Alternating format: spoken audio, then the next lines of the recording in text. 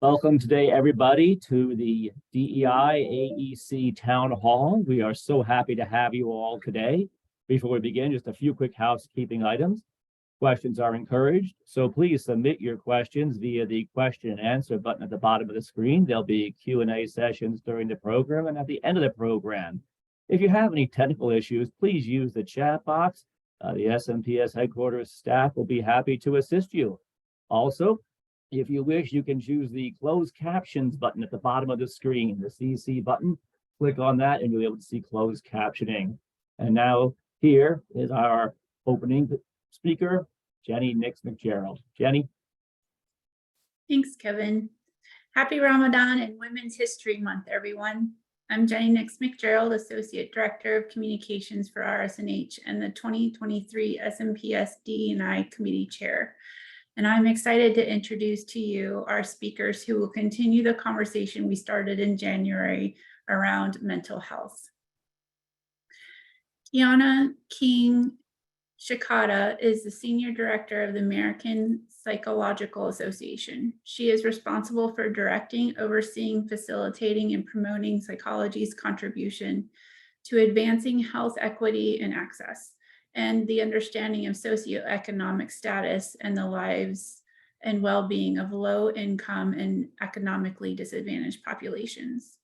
Seth Kahn is widely recognized as being on the forefront of visionary leadership and a trusted advisor to more than 100 association CEOs and world-class leaders. Today, he leads the grand challenge to eliminate stigma around mental health and substance use disorders, which is supported by many organizations across a variety of industries. And with that, I will turn it over to Kiana. Actually, I think I'm going on. So this is Seth Kahn. That's okay. Hi, everybody. I'm just super thrilled to be here. It's such an honor to be asked to present on the Grand Challenge. I'm going to tell you a little bit about it. I'm just going to speak for 5 to 7 minutes, and then we'll hear from Kiona, and I'm going to stay on the call so we'll have a chance to talk, and I'll answer any questions that you might have. So this is about a grand challenge. What's a grand challenge? A grand challenge is a big, bold goal that takes on a socially intractable problem. And in this situation, the intractable problem we're taking on is stigma. Stigma is the ignorance, bigotry, it's the prejudice that makes people separate out people who are suffering from mental health challenges, whether it's serious mental illness or mild anxiety or depression. Anytime that people, think of that as something other than a health issue, because mental health is health. Anytime they think of it as other than a health issue, then that's usually the effect of stigma. So I'm going to talk a little bit about that and how it is that we lead the entire nation to consider mental health to be on parity with physical health. That's what this is all about. We want people to be able, anytime that they or someone they love or care for has a mental health challenge, to be able to immediately go out and get the treatment that they need. If you break your arm, you go right to the doctor. If you have diabetes, you get medical help. But if you have anxiety or depression or something more serious, many people do not seek help because they're afraid of what is associated with that, and that's stigma. So in order to take a look at that, I want to share with you a little bit about how we think of stigma in this initiative, and then I'm going to talk about how this is all going to work. In 2016, the National Academies came out with this report called Ending Discrimination Against People with Mental and Substance Use Disorders. The report identified 3 levels of stigma. The first level is structural stigma. That's stigma that's built into laws, policies. When you think of a law, you can think of state or federal legislation. And when you think of a policy, you can think of a workplace policy or a place of worship policy or a scout troop policy. Anywhere there's rules about how people behave, stigma can be built into those rules, and we want to address that. The second is public stigma. Public stigma is how people behave in groups. So like, how do they behave when they're at work? How do they behave when they're in the shopping mall? How do they behave when they're in a place of worship? That's what public stigma is about. It's about the conversations and the attitudes and the behaviors that people have. And then the third area is self-stigma. And that's the stigma that occurs in our minds as we filter ourselves. I'll tell you just a quick story about myself. When I was a kid, my mother developed schizophrenia. And it was really serious. It was in 1969, and there was no good medical treatment for it. We did not get good help from psychiatrists that we went to. And it really hurt my family. And there was a lot of stigma that I personally experienced. For example, there's a real reticence for me as a child to tell my peers what was going on with my mom. If my mom had been sick with something else, if she'd gotten a flu bug or something more serious, if she had to go into the hospital because, I don't know, let's say that she had appendicitis, I wouldn't hesitate to tell my friends. But because she was suffering from a mental illness, I had stigma in my own mind, even as a 10-year-old, and I withheld that information from anyone who was not super, super close to me. So that's an example of self-stigma, and we want to fight stigma on all 3 levels. So how do we do that? Well, we use the 10 key elements to create a social movement, which came out of research that was conducted by Dr. Christina Economos and a team in 2001, where they studied 4 different areas where the United States flipped 180 degrees. And they came up with these 10 key elements, which I have further divided into 3 groups. There's framing and building the case. It needs to be framed as a crisis. The science-based research has to be readily available, and there has to be an economic justification for the change. Next, we have gathering allies, and that's where we develop a plan, identify champions, build coalitions, and get the government involved. And by the way, you want to get the government involved as soon as possible. So we begin with friendlies in the government. So when it comes time to amend or introduce legislation, we've already got the relationships. And lastly, there's implementing the plan. And this is where we get into influence and advocacy, mass communication, and in our case, this initiative is targeted at 350 million people, all of the citizens of the United States and its territories. And lastly, you want to have environment and policy change so it's easier for people to do the right thing than the wrong thing. So what has the Grand Challenge done so far? We've only been around for a year and we're in the early stages. We believe that this is going to take 10 to 20 years. The first thing we did is we built our national leadership team. These are the people who steer the Grand Challenge, and we have leaders from every organization that you see on the screen here. I'm very proud of our national leadership team. They've done an excellent job, and in addition to leading the Grand Challenge, they are building linkages between their organizations so that they're all working together. These are some of the activities that we're doing. I'm just going to share with you, I'm going to go through now all of the pieces of the puzzle for the Grand Challenge. We have committees that are staffed by employees from those organizations I just showed you. And one of the most important groups that we have is justice, equity, diversity, inclusion, and belonging. And this group is not only in charge of ensuring that our leadership is diverse and that we have representation from as many different intersectional groups as we can, but that also that our implementation is equitable. And one of the things we know about mental health challenges is that it targets some of the historically marginalized groups in our population. They are the most vulnerable. So this group plays a very important role in the work we're doing. We also need to have metrics so we can get the feedback that we need to see if it's working or not. Financial strategies. This is not to help the organization that's sponsoring it. This is to help all of the partners. We want to make sure that anywhere, even a small non-governmental organization has got an anti-stigma work program, that we're helping fund their activity. And of course, communications. We're also building communities of practice in particular areas that include veterans, the criminal justice system. I don't know if you knew this, but over the vast majority of people with serious mental illness in this country are housed in the criminal justice system. It's a tragedy. When other people get sick, we don't send them to jail. But when we have mental health issues, unfortunately, we do send people to jail and prison, and we want to address that. Also, workplace, communities of practice for specific diagnoses or specific populations, and contexts outside of healthcare. And these groups are forming all the time. We are also building state-level prototypes. We're working with the Association of State and Territorial Health Officials, the National Association of Councils, the National Council on Mental Wellbeing, and NAMI. And we're building, starting in Utah, a prototype where we have different groups. And once this is solid, and it should be in the next few months, we're going to make it available to all the states who want to run their own campaign. Our initiative is primarily event-focused. And last year, we had a couple of events. Coming up this fall, we have one on journalism and the press and another on children, youth, and family. And next year, we'll have one on rural behavioral health. But the biggest thing is our partner network. We're bringing together thousands of people across the United States, activists and organizations to work together on this initiative so that every time an American citizen looks around, they see that mental health is on parity with physical health. We have engaged the Ad Council, who created Smokey the Bear, and the 7-year campaign, and we've joined the Global Anti-Stigma Alliance, which includes countries like Japan, the Czech Republic, the United Kingdom, Canada, so that we can learn lessons from other initiatives.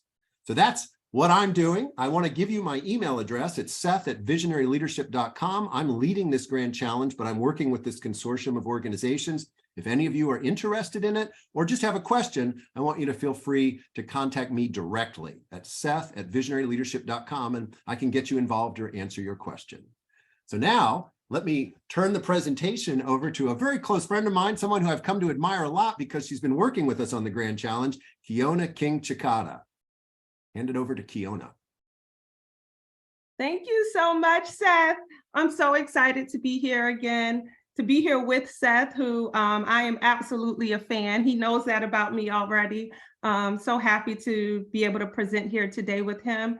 And also just to follow up from our January conversation, which was very just stimulating. It was a great conversation, and this was such a great group to be a part of and kind of how you engaged with us. I do have a presentation. I'm going to go ahead and share my screen and get us started. Let's see. And from beginning. And all right, so hopefully everything is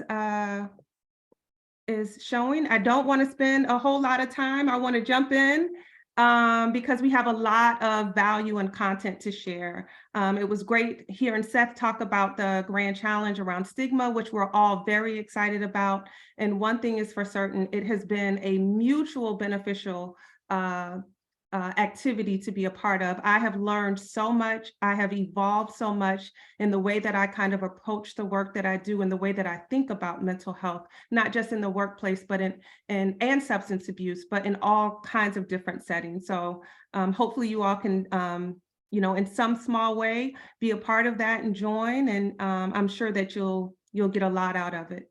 So again, Kiona King-Chikata, I feel like I already know you. You are my people.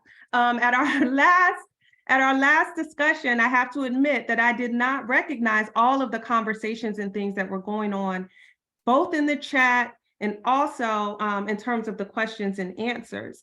And so when I received that after the talk, I was just kind of blown away about all of the just bravery and just engagement and everything that came from this group and about this topic. So just quickly, we went over some ground rules. Everything is kind of the same. We want radical clarity. We want to have a safe space. We want to assume good intentions. We're all here because we're curious. So I encourage you to kind of ask questions and always kind of be thinking about what is your role? What did you hear? What can actually impact you in your strategies for action around this issue. So I think that is all that I have to share there. Give me a second. I'm still navigating this Zoom and presentation. So just quickly, I always like to tell people, like, what are we going to talk about? What is the plan for today? As I mentioned earlier, this is a follow-up to our January discussion. In that discussion, we already kind of defined mental health. We talked about the diversity of it, all of the different areas, stress, anxiety. We also talked about the relationship of DEI and climate and culture in an organization and mental health. And what are some of the things that the organization can do kind of at the organizational level? We acknowledged the heightened levels of stress that we're all experiencing, that as a society, as a world, within particular fields, what that looks like, and to really hold on to that and suggest that it is supposed to have an impact on us. And so, today we're going to continue those conversations. We're going to move a little bit from the organization and this kind of systemic side and really try to be responsive to the questions that you all asked in the question and answer, which there were over 30 questions that were asked. And I kind of went through those questions and pulled them into 5 themes that I thought that came out of those questions that I think that would be helpful. So one of the things that you all talked about was, how do you kind of assess and identify what workplace stress towards burnout, towards mental health is? And so I'm going to talk about that relationship. You also asked about stigma and the impact of stigma, which Seth talked about just recently, but there's a couple of more slides in here where I'll bring that up as well. You asked specifically about kind of examples of actionable things that you can do. In the last one, we had a slide at the very end where we talked about a role, and I encouraged you to always be thinking about opportunities for action, but we'll talk about that. Some of the other things that you talked about were the employee assistance programs and kind of how to take advantage of workplace wellness programs. If we have time, we'll be able to talk about that as well, but I will share a little bit. And then the other thing was just about what are some additional resources and supports. People really seem to want to engage in this topic and really kind of took on the role of saying, I want to go back to my organization and be a champion around these things. And so I have some examples of kind of steps and things that you can do when you go back to your organization. So super excited to have Seth. I am going to definitely invite him to jump in at any time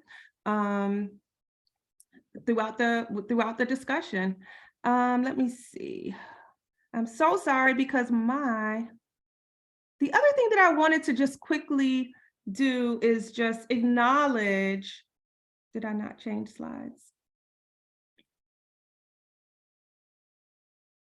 I wanted to acknowledge, so those were the questions, those were how I summarized the questions, but I also wanted to acknowledge all of the back and forth that was going on in the chat.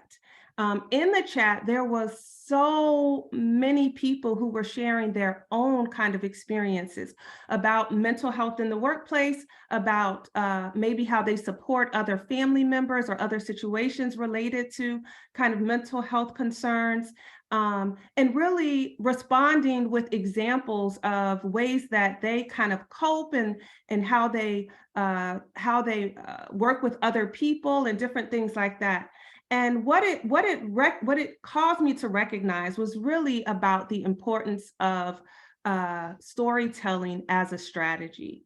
This is another kind of strength of Seth's in terms of what he does with the challenge around stopping stigma is really teaching people how to use storytelling as a strategy. And the impact that it can have to actually have impact and be impactful with the goals that you're trying to kind of move forward in whatever that strategy is. So, it's an incredibly powerful tool. Again, it's associated with reducing stigma as it relates to mental health, specifically in the workplace, sharing personal stories. They break down barriers, it fosters empathy, it creates an environment of understanding and support. And here on this slide, I just have a couple of ways that I'll mention, and then I'd actually like to invite Seth if he has anything else that he wants to share about storytelling as a strategy, because I learned a lot of this through him and through working with him. And in other places, but super excited. The first thing is that it really humanizes mental health issues. So when individuals share their personal stories about mental health challenges, they put a human face to these issues when that happens. This can help your colleagues, this can help your managers to see mental health as a relatable and a common kind of human experience, rather than this abstract taboo subject that can sometimes be uncomfortable for people to talk about just because they don't have a lot of experience talking about it. So having that personal connection allows others to see that mental health challenges affects everyone, regardless of their position, regardless of their background. And what tends to happen is when people step out into that place and talk about those things, it becomes more comfortable for others to do the same thing. It also encourages empathy and understanding. It bridges gaps between people with different experiences. Sharing stories can help people to better understand the challenges that are faced by people who are experiencing mental health issues. And it fosters empathy and compassion for that. And this can lead to a more supportive work environment where individuals do feel comfortable in seeking help. The next one I have on there is breaking the silence. You want to be able to openly discuss mental health. You want to normalize the conversation in the workplace. And again, by providing relatable examples, storytelling can help remove the fear, the shame, the misconceptions that oftentimes surround mental health, making it easier for individuals to recognize and address these challenges. This also creates an inclusive environment where employees feel comfortable talking about their mental health and, as Seth mentioned about stigma, really seeking the support when it's needed, when it's necessary, feeling comfortable to be able to do that. Promoting early interventions. When mental health stories are shared, colleagues and managers become more aware of signs and symptoms of mental health issues. They've seen it before, they've talked about it before, all of those things. And this can lead to early intervention and support, ultimately improving outcomes for employees and the employers. And then the last thing I have on here, it's kind of two things, is encouraging dialogue, opening up conversations about mental health, prompting employees to share their own experiences, to ask questions about the topic. And it, again, just leads to a more supportive and inclusive environment.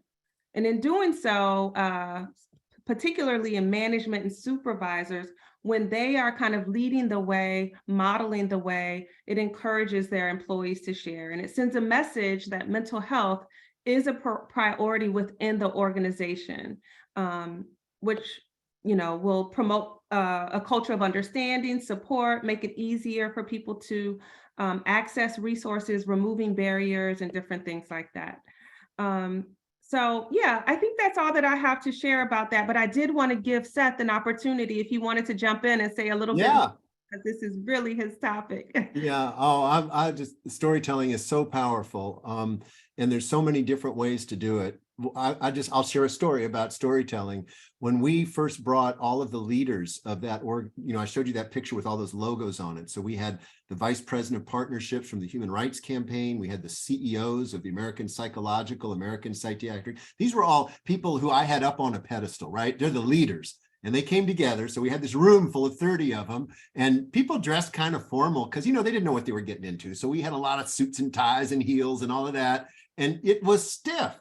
So we started off with this exercise. It's called Jumpstart Storytelling. And I can share it in detail with anyone who wants it. But basically what you do is that we went around, we got little tables of 6 and 8, and we went around and everybody just had 90 seconds to share how stigma, they experienced it personally through a friend or a loved one or themselves. And man, so if there was like most 8 people at a table, 90 seconds each, that's just 12 minutes.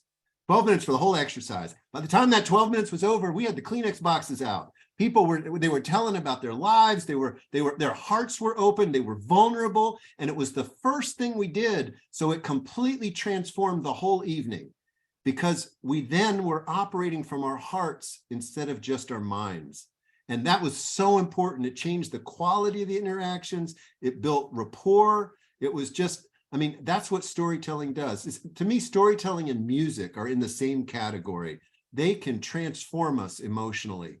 And so we just need to learn how to tell stories that convey the things that are most important to us. And also, the last thing I want to say about storytelling that to me is so important is don't forget story listening. It's the yin to the yang of storytelling. When someone's talking, I just want to know everything that they're saying. I want to pay attention to what's going on, especially if they're talking about a struggle that they're going through. So thank you, Kiona. Thank you for letting me chime in there. Yeah, no, thank you. I actually have some slides a little later that kind of talks about kind of how you initiate conversations about mental health in the workplace. And so I talk about it in 2 different ways. This again is in response to some of the questions that we received. One of those ways is if you are an employee and you want to communicate to your employer or your manager or, leadership, how do you what are some of the prompts that you can use to engage in those discussions? And then vice versa. If you are a team lead, a manager, an employer, how do you engage with your employees as a prompt for kind of discussions about these things? So I look forward to sharing that with you very, very soon. So the next slide that we have really, again, is in response to one of the questions. And that question was about how workplace leads to burnout, leads to mental health. The expression of how do you identify these things, again, so that you kind of can have strategies and be responsive to them. So they are interconnected. Each stage potentially leads to the next in a very progressive relationship. And this is kind of how that process unfolds. So when you look at the definition of stress, these definitions all come from the American Psychological Association. This is a part of our kind of like psychology, what do they call it? Not encyclopedia, but dictionary. So stress is the psychological or physiological response to internal or external stressors. It involves changes affecting nearly every system of the body, influencing how people feel and behave. For example, it may be manifested as palpitations or sweating or dry mouth or shortness of breath, fidgeting, accelerated speech, just, and what happens is when you have a longer duration of stress or severe stress, it can lead to burnout. And what happens, I'm sorry. Yeah, so it can lead to burnout. But the thing about stress is that it is a normal and natural response, right, to demands and challenges that are in our environment. And this is very important. So in the workplace, it can arise from various factors such as excessive workloads, tight deadlines, relationships or difficult relationships with other colleagues, where you don't feel like you have a control over your tasks or the things that you're responsible for. I'm going to talk about some of these things more later. So, some degree of stress is normal. It could be beneficial. It can keep you alert and motivated and focused. And when it's necessary, it can actually propel us to perform better, right? So when you kind of do those Herculean tasks that come up from time to time at work, stress is sometimes what the motivator is that kind of pushes you to get through and do those things. However, in a big however, excessive or prolonged stress can have detrimental effects on our well-being, both our mental and our physical health. And I'm going to talk about that a little bit more. And so when we move to burnout, if workplace stress is not managed effectively, it can lead to burnout. And burnout is a state of chronic physical and emotional exhaustion resulting from prolonged exposure to stress. So some of the things that it's characterized by include kind of feeling cynicism, detachment, reduced professional efficacy, lack of motivation. And again, at this stage, individuals are more likely to experience like physical symptoms such as fatigue, headaches, sleep disturbances, and other emotional symptoms like irritability, anxiety, and depression, right? Hence, why, when left unmanaged, both stress, which can lead to burnout, can lead to declines in mental health.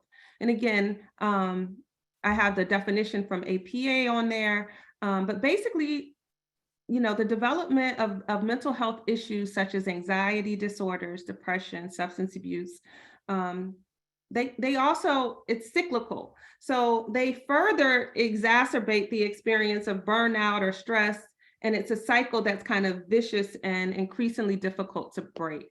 In some cases, severe mental health problems may lead to a decline in work performance, strained relationships with colleagues, or even the loss of a job. So to prevent this progressive relationship from developing, it is essential for both employees and employers to recognize and address workplace stress early. So we talked about this in January. We primarily talked about the employer's role, the organization role.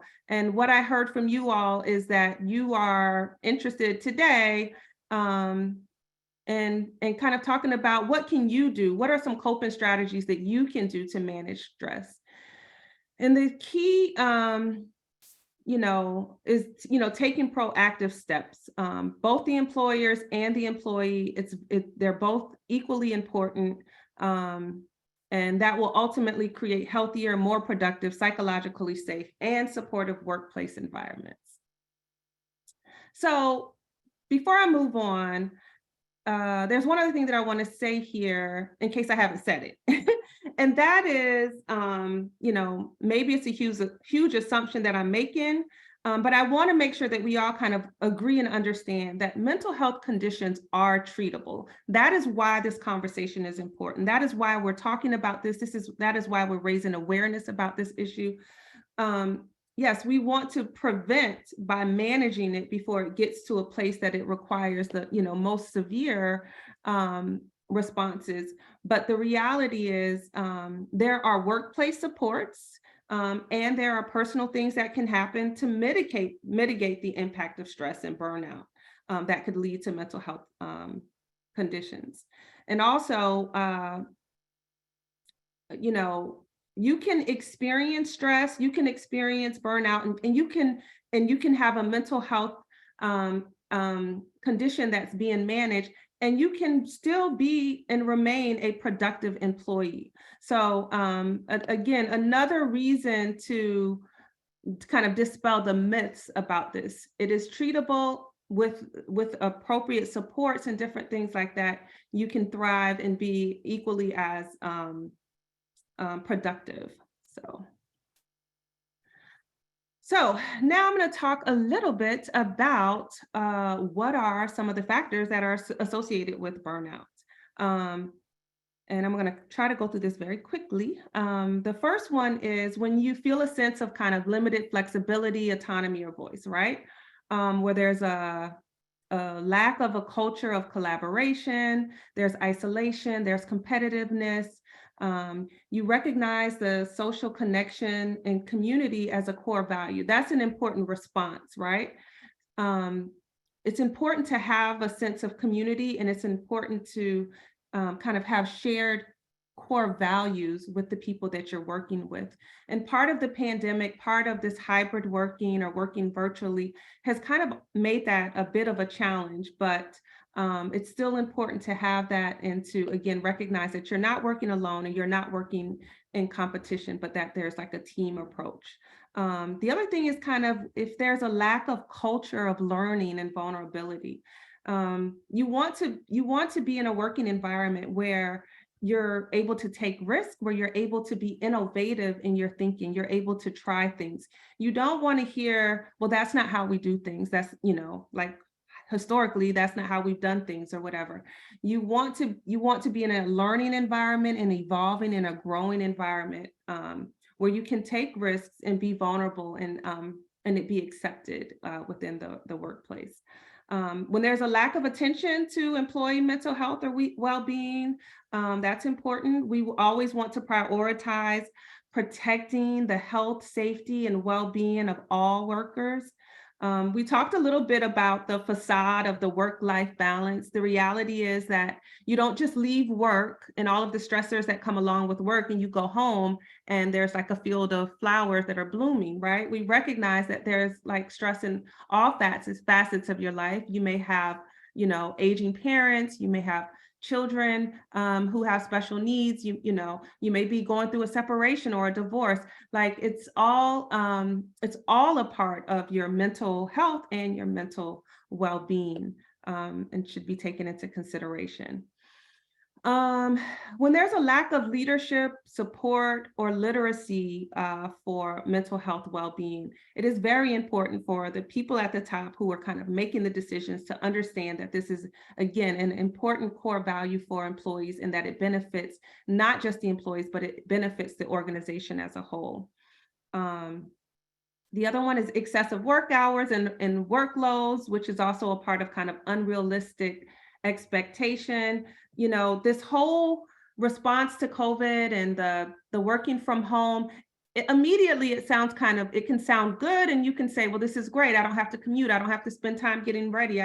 But there are a lot of kind of extra things that are related to working virtually also.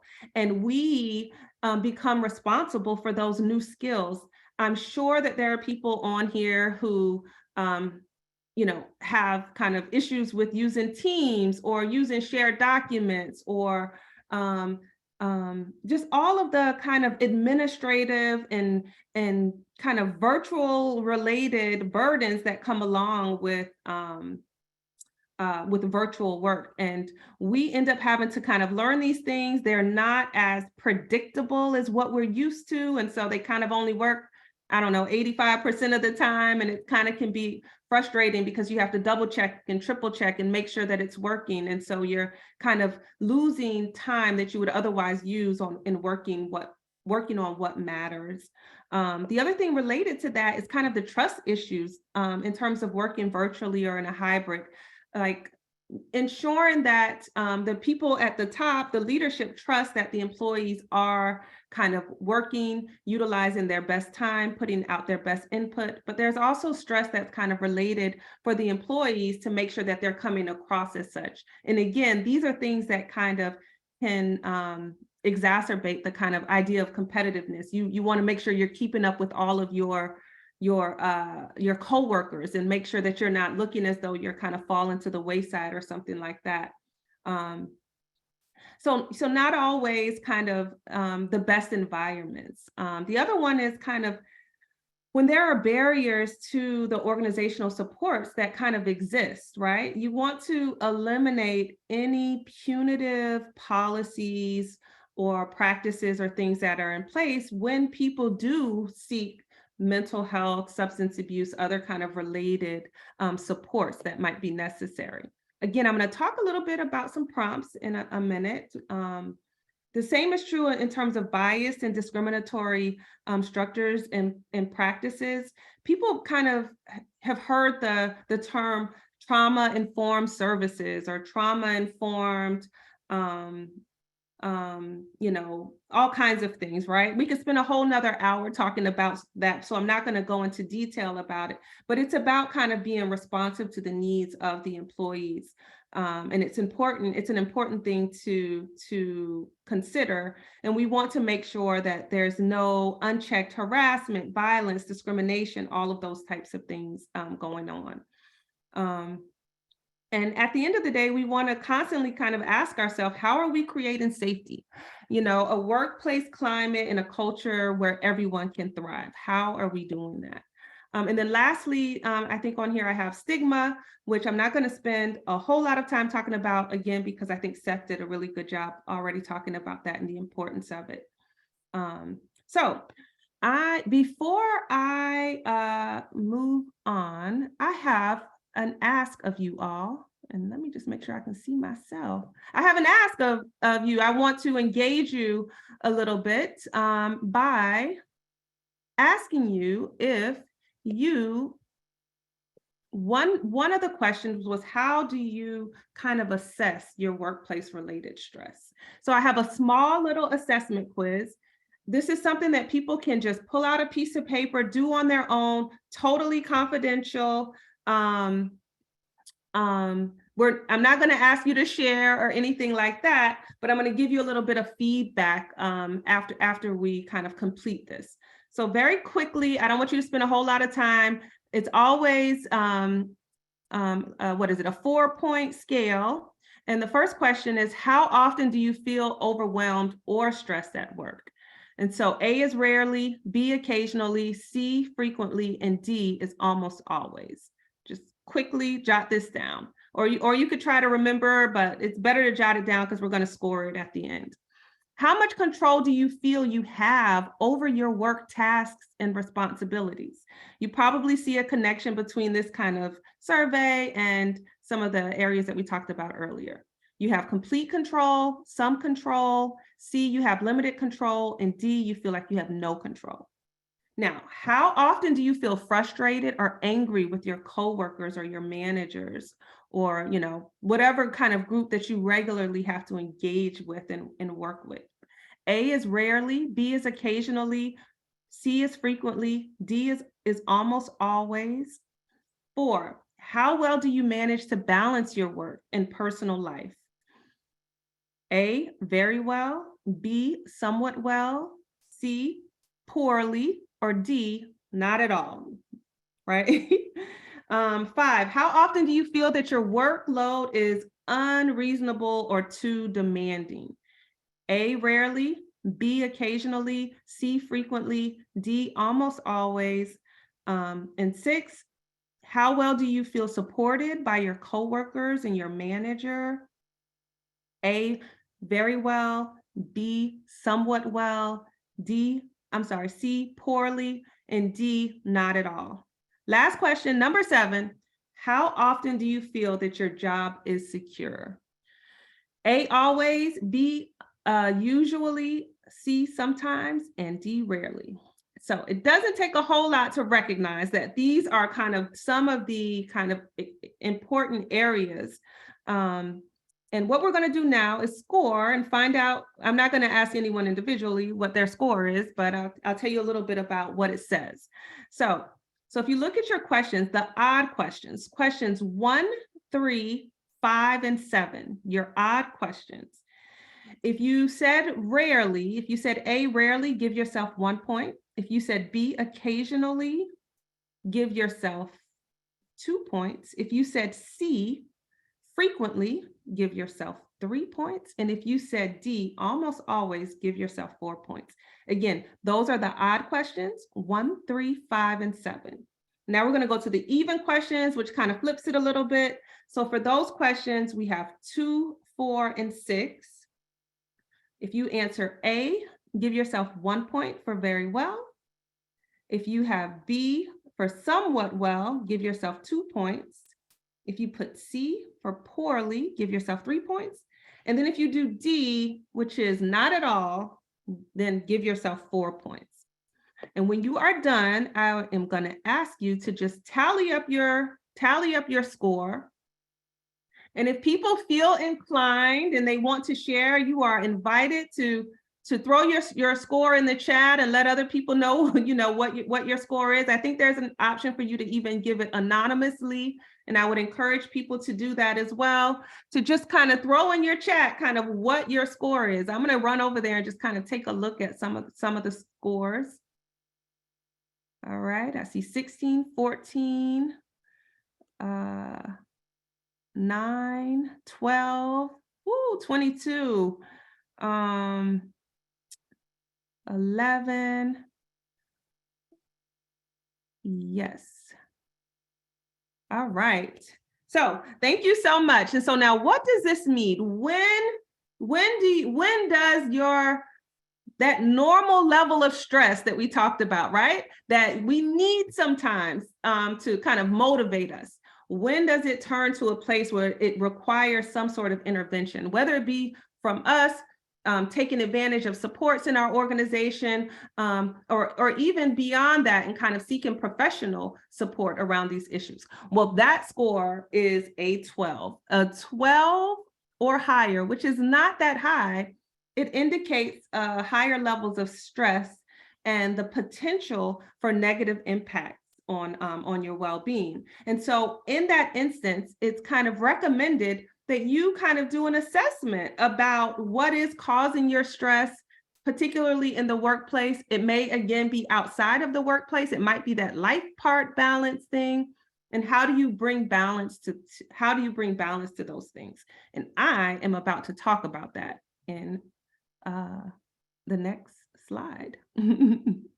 So thank you so much for kind of indulging me with taking that that quiz.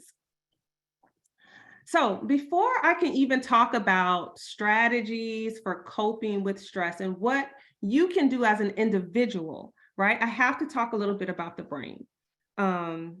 So I'm going to veg out on this for like hopefully less than a minute. But basically, the brain's response to stress involves several regions.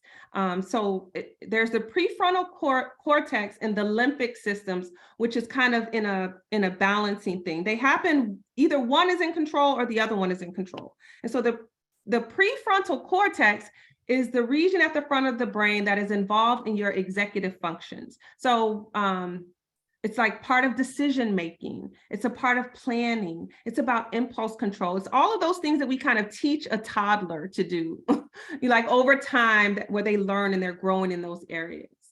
But then there's also the limbic system, which on the other hand, that is a group of structures deep in the brain that are involved in our emotions, our motivation, and our memory.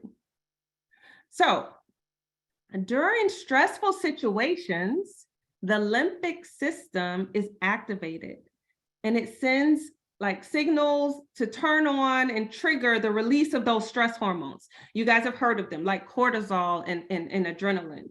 And so basically these hormones are preparing the body for fight or flight response, right? So you have an increased heart rate, blood pressure, respiration.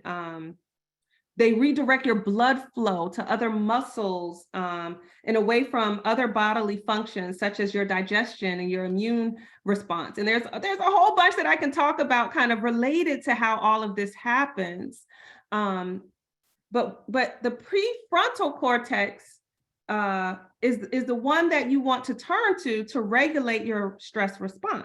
You want it to inhibit the limbic system's response and modulate the stress by evaluating the threat and determining an appropriate response.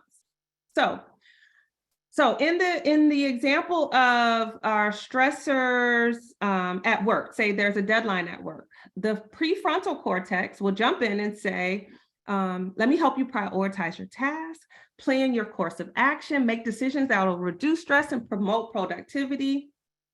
Now, that is when everything is in equilibrium and functioning, perfectly.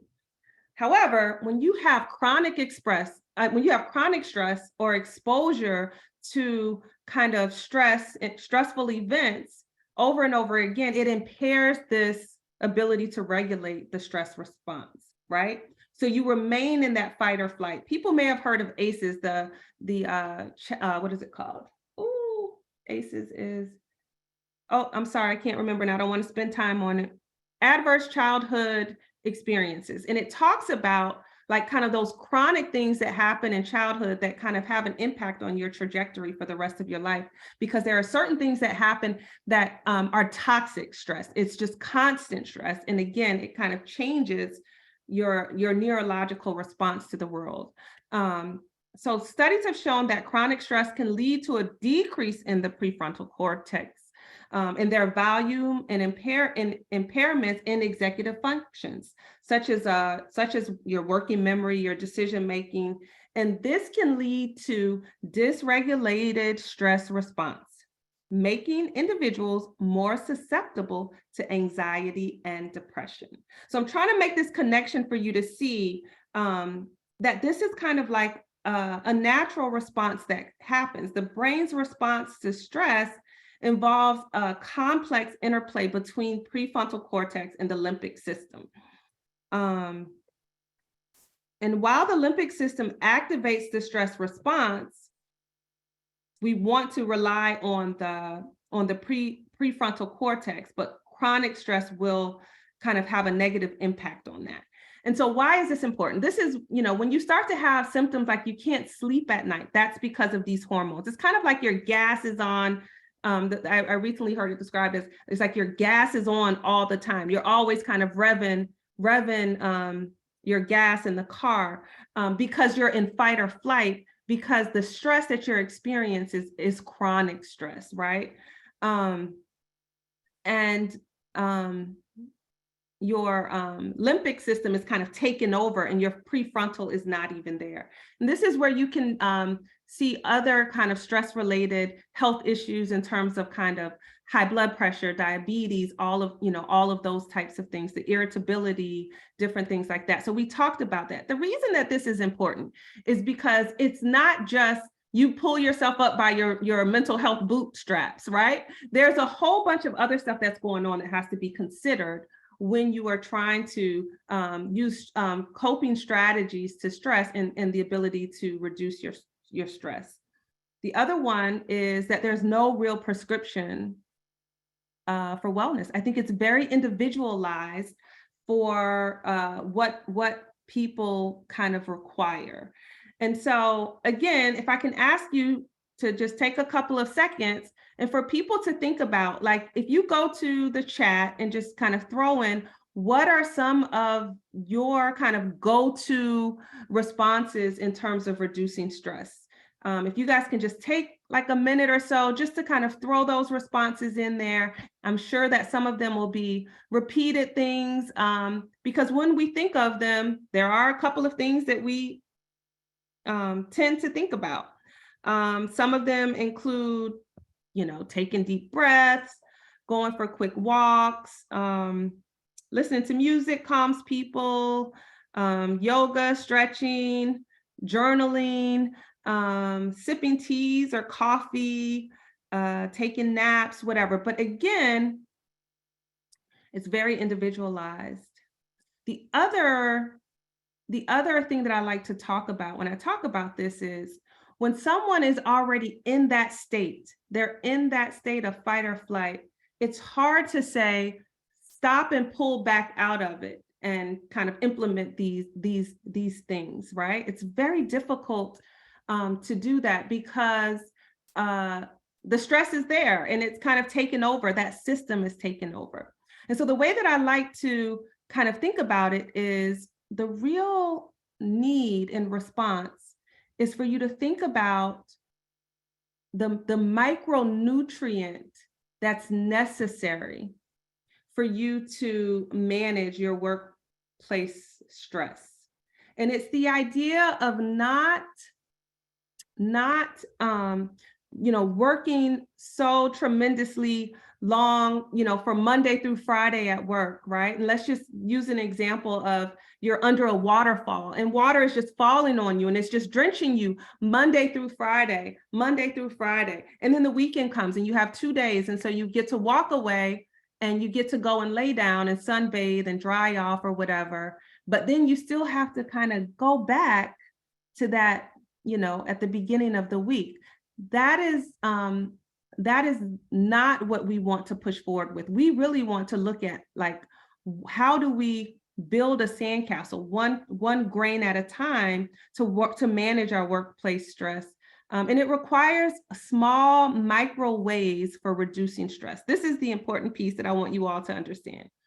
So just as 1 grain of sand to a sandcastle doesn't feel like it's making a big difference, when you take and make small routines to manage stress over and over again, multiple times, little things, it's going to help and to reduce your stress in kind of micro ways. Another way, I'm sorry, because I feel like I'm not doing a good job talking about that example. Another way is if you have asthma, that I heard recently, if you have asthma and you're going to work every day and everyone around you is smoking, you don't just sit around in the smoke for 5 days to go home for 2 days and kind of breathe fresh air. You want to incorporate things in your day-to-day activities. Jennifer, are you telling me that my time is running short? I see you on. Okay, let me move up. And so there are small things that you can do. So just like a quick example, returning to work kind of, after having a child or something can be a stressful experience because you're home, then you have to go back to work and you're away from the child or whatever. So what is an example of like that small thing? It might be that you bring whatever the lotion that you use with that child every day, and you multiple times throughout the day, you might just add it to your hand, be able to smell that to remind, because what you're doing is that neurological response to stress. You are bringing that down, and that is what the goal is. The goal is not that you take on as much stress as you can, and then you spend one small amount of time trying to reduce it. Right? The goal is, how do you incorporate these like micro things into to keep your brain from kind of like responding to that stress and turning on that limbic system. And you need a lot of those things, and you need it to be predictable. And the goal in what you're doing is to calm your brain and to manage your stress. And again, that can look like different things to different people. So it needs to be very specific to you. The next thing that I have on there, prioritize rest, right? There are different types of rest. There's physical rest. Some people like to go do yoga, walking, whatever it is.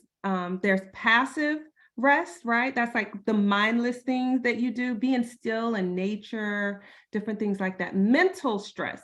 That might include listening to music. It might include journaling,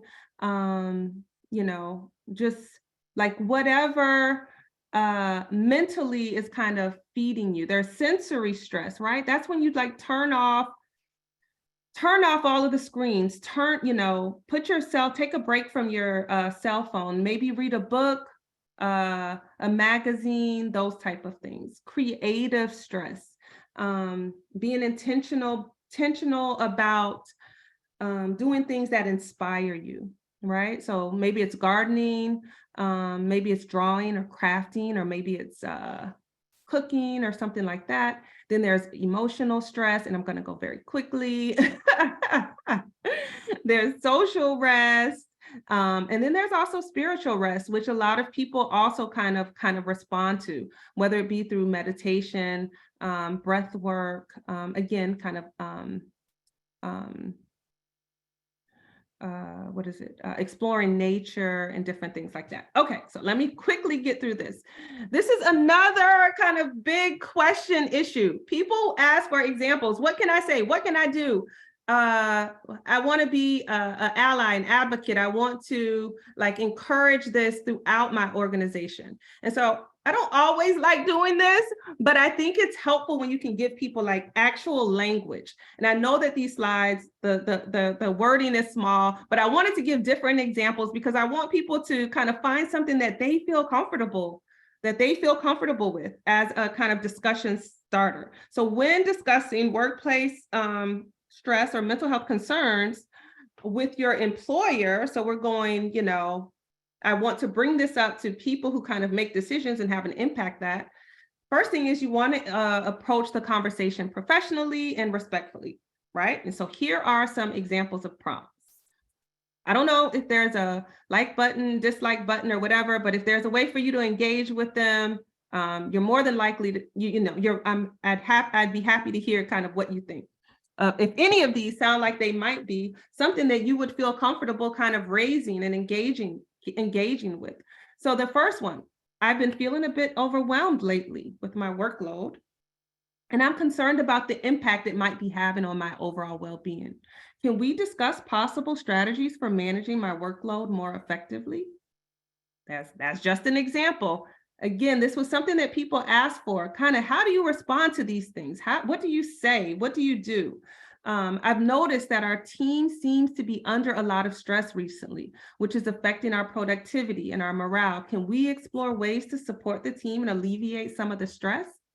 The second one. I'm not going to go through 3, 4, and 5. I want you to know that it's on the slides. The slides will be uploaded. You'll have access to it. If other people in the chat have other kind of go-to prompts for discussion, please kind of share them.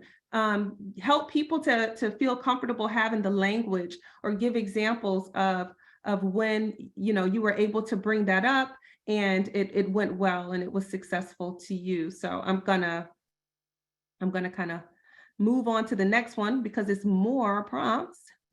And this is the other way around. So if you are the employer, if you are the manager, if you are the team lead or whatever, how do you talk to your group? How do you get your group to feel comfortable having these conversations? How do you communicate to them that this is a priority? So thinking about stress, burnout, and mental health, I want to make sure that everyone on the team is feeling supported and able to manage their workload effectively. Are there any particular areas of your job that are causing you stress or feelings of overwhelm? That's just, that's an example. I'm just going to do 2, and then I'm going to skip the other ones because where you'll know that you can access them and how to find them. I've noticed that the team has been working long hours lately, and I'm concerned about the impact this may be having on your well-being. Can we discuss ways to promote a healthy work life or workload balance?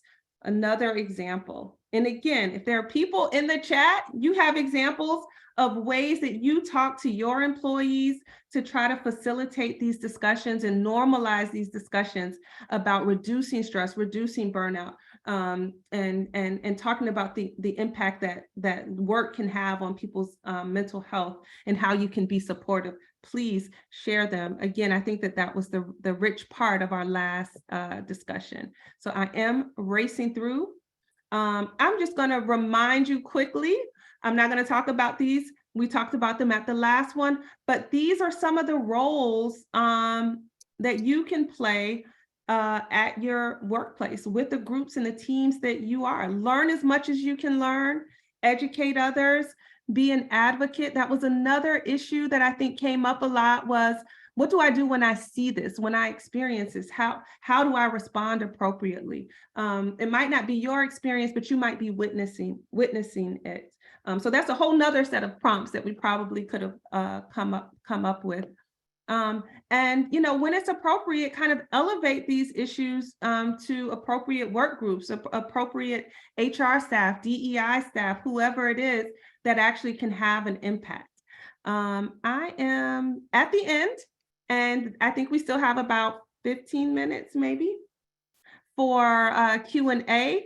And I am going to first turn it over to Seth to see if there was anything that Seth wanted to add.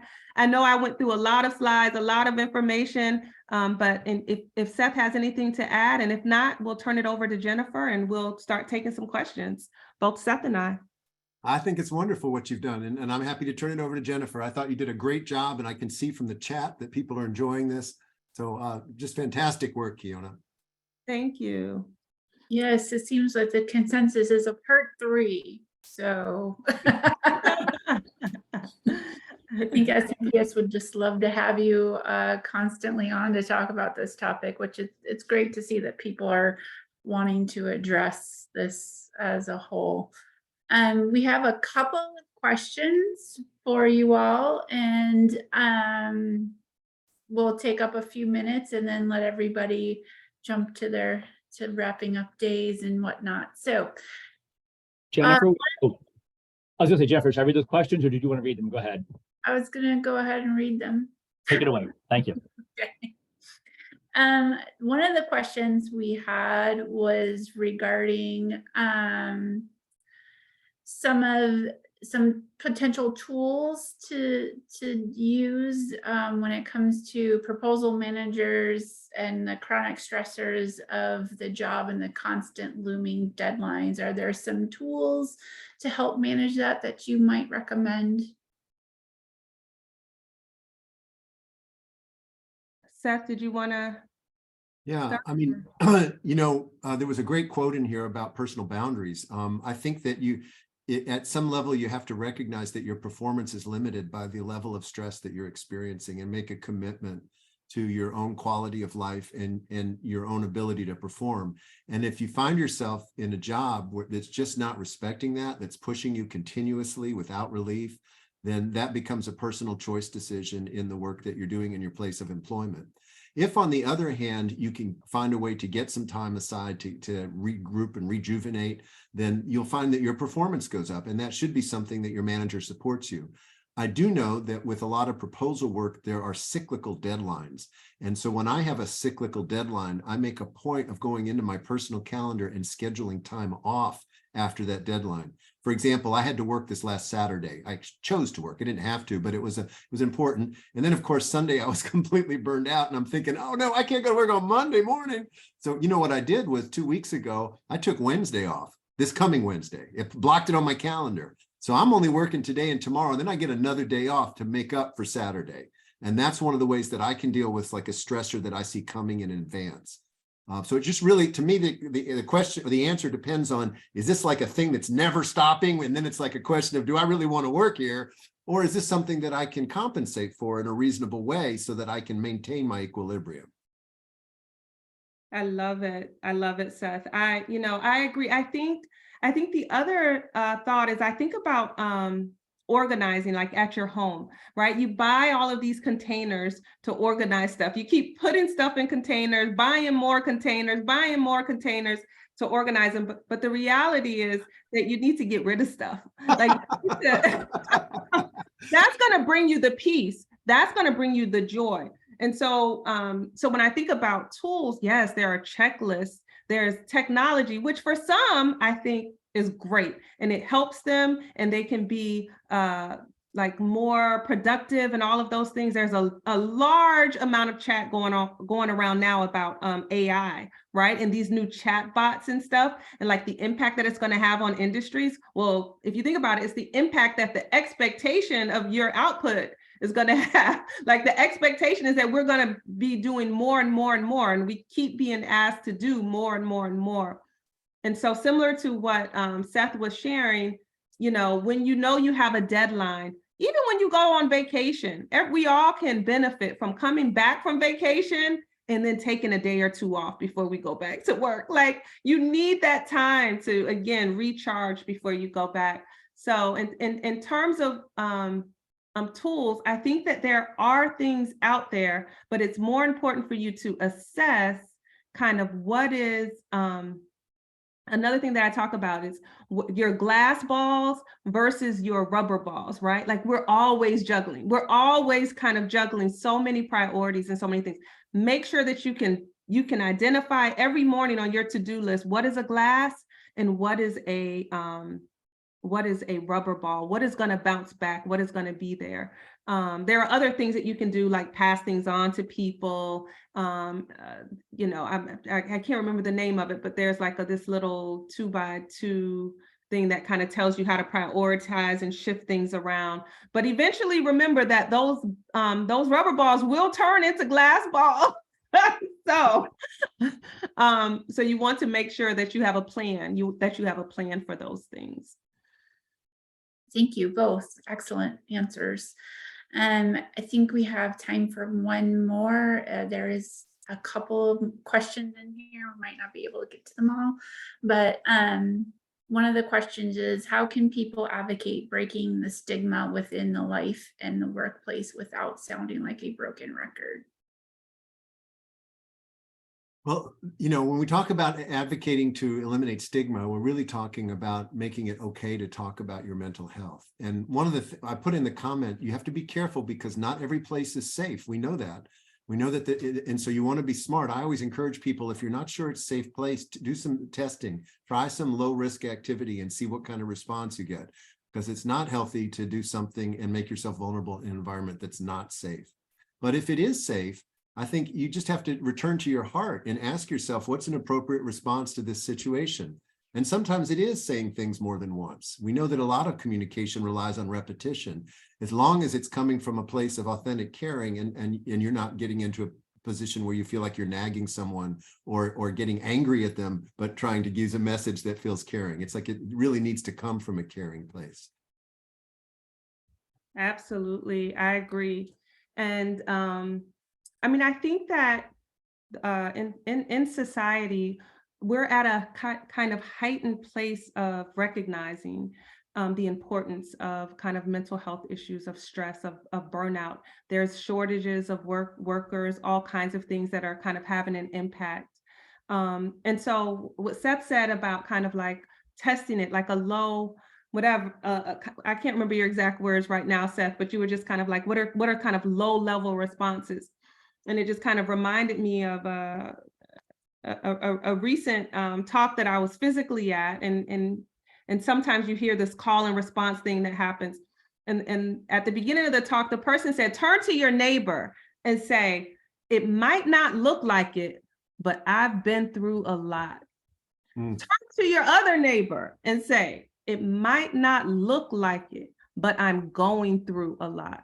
Because the reality is that it's human experience to deal with these types of stressors in our lives, and that can sometimes become chronic or burnout. And so we want to be able to normalize being able to talk about that in whatever way, as Seth said, is comfortable to you, but when it's necessary to kind of heighten those things during times that make sense or whatever, to know that you've kind of started the conversation, that you've kind of acknowledged it, that the people around you kind of acknowledge it, and you're kind of normalizing those discussions. So it doesn't feel like a kind of 0 to 60 or 0 to 160 seconds. I don't know, I'm not getting it right exactly. But the importance for doing that. Yep. I want to absolutely thank Jenny, our DEI committee chair, and two of my personal heroes, Seth and Kiana, for joining us today. Everybody, the chat was engaging, it was alive, and we thank you for considering S&P as a safe space to be vulnerable and share your stories. We will absolutely continue down this road. There is demand for a part 3. I don't know when we'll get to it, but I promise you that we're here for you. We are part of the Anti-Stigma Challenge. So you'll be hearing more about that. You'll be hearing more from Seth and Kiana down the road. We have some exciting programming coming up. Women in AEC. It will be a 3-part series. May 16th, 17th, and 18th. We will open registration next week. I encourage you to not miss it. It will be an awesome experience. Happy Women's History Month to everybody, to those who are practicing Ramadan. We acknowledge you and your culture. Thank you, everybody, for attending, and we will see you another time. Bye. Thank you.